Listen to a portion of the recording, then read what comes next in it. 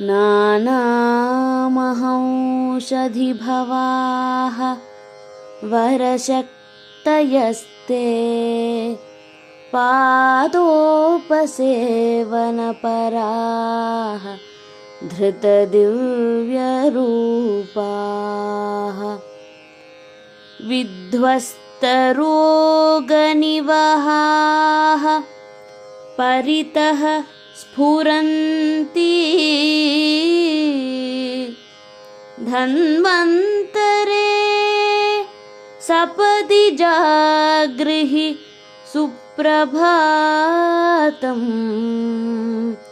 धन्वन्तरे सपदि जागृहि सुप्रभातम्।